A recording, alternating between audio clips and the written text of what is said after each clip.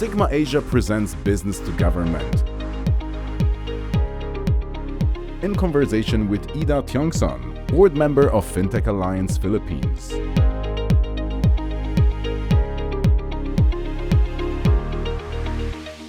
My full name is Imelda Tiongson, known as Ida Tiongson.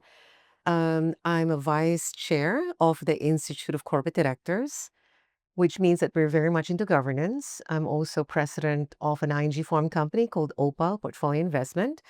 And what we do is we basically handle distressed assets.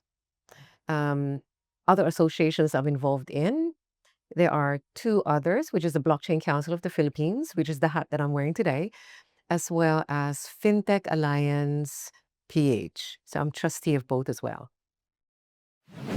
We are known as the association or the body that's we're hoping to be the centralized body for the blockchain because there's several associations in the Philippines. And we started in 2022. It was organized by our chair, Donald Lim. And what we do is we coordinate with regulators and we also do education about the blockchain, about the technology, about cryptocurrency.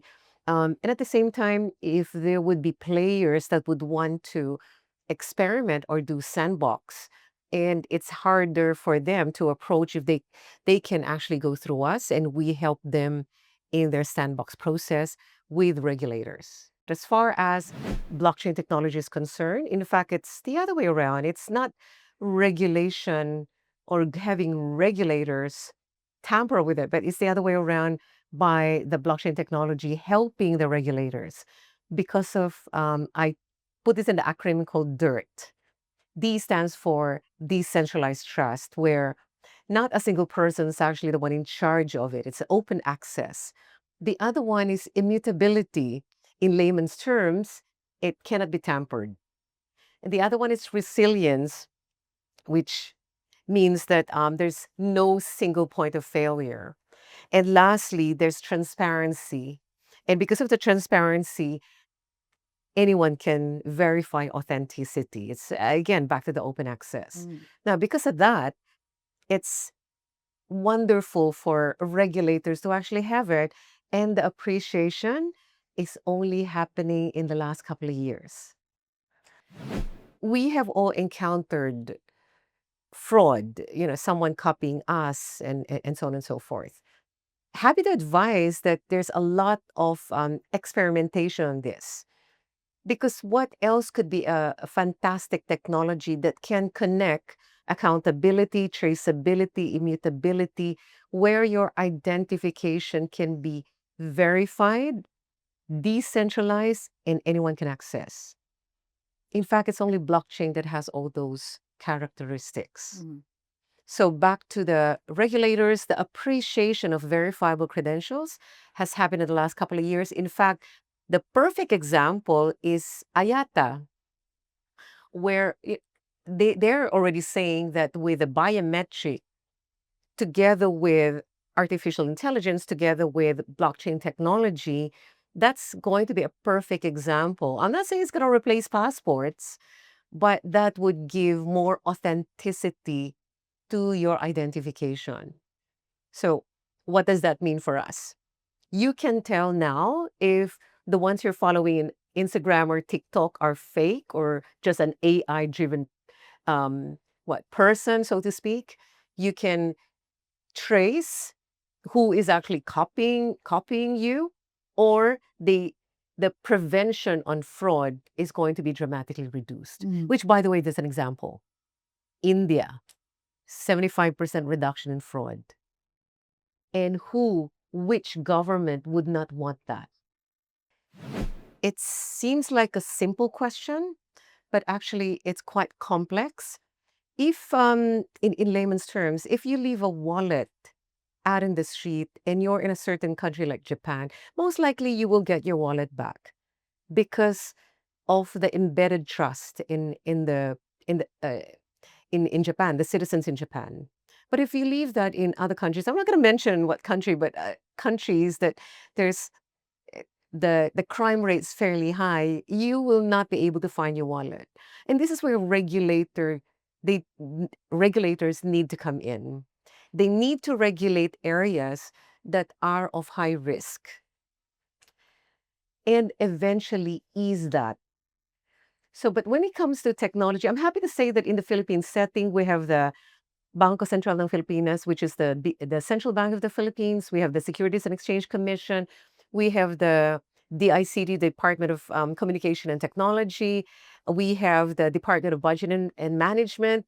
They are all for pushing technology because our own President Marcos, is actually pushing for advance and going into technology. But having said that, where does blockchain and technology come into the picture? In case the technology can be looked at as high risk, then you put it in the sandbox. So you can actually play around with it, test it, run it, and if it's secured enough, then launch it. And we've had a lot of successful sandbox projects. Singapore is of course on top of the list as far as support in technology is concerned, and that's what the other Asian countries are looking up to. Philippines is kind of right in the middle.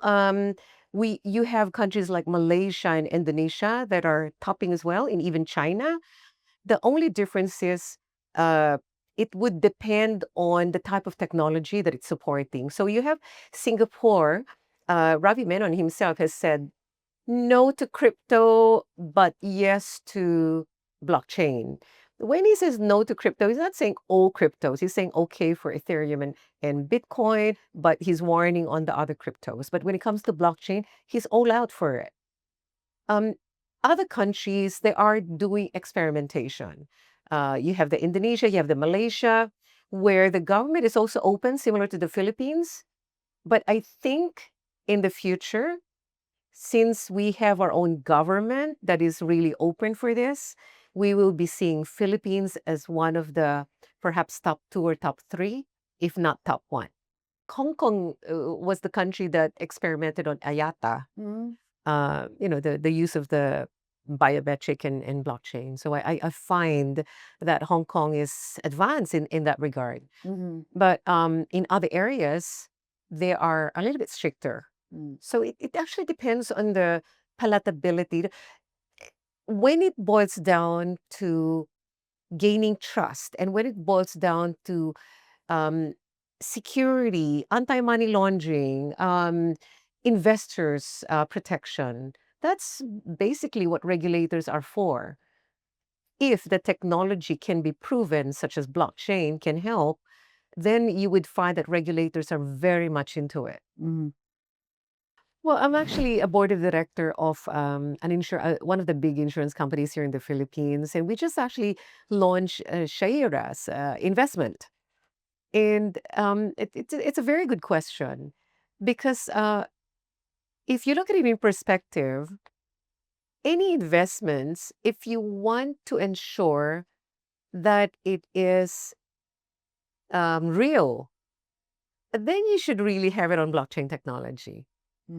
So, having said that, the concept of Sharia, sorry, I just pronounced that wrong.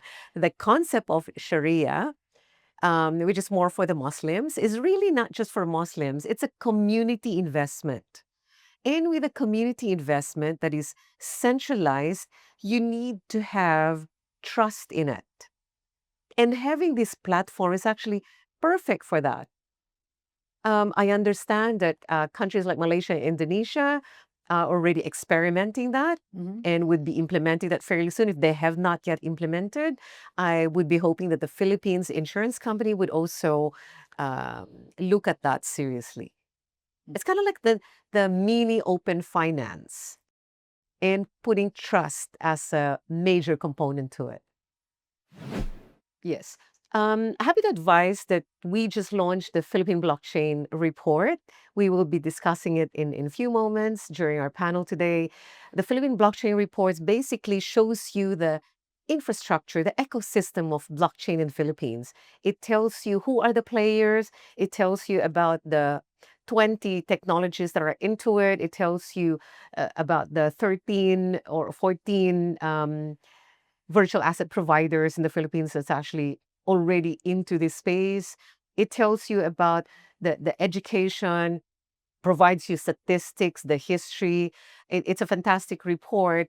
We also covered Asia there, and those ones that are the countries that are quite advanced when it comes to the blockchain technology. In addition to that, we're happy to advise that only, was it last week or a few days ago, that for the first time, the Securities and Exchange Commission has released the crypto asset provider law, and or should I say rule. Basically, what that provides is it's now open under the jurisdiction of the Securities and Exchange Commission as far as securities tokens are concerned, with um, r- with collaboration with other regulators such as the central bank. Why this is a good leap or a powerful leap as far as Philippines concerned? Because now we this is the real financial inclusion. With the Securities and Exchange Commission looking into that and experimenting, there's a sandbox now being experimented where you have organizations going in and you have the consumer and the small players now going to be able to invest in other investments that are not publicly listed or other investments globally. That's fantastic. So I'm so looking forward into the success of this regulation, and I'm actually pretty sure it will be successful.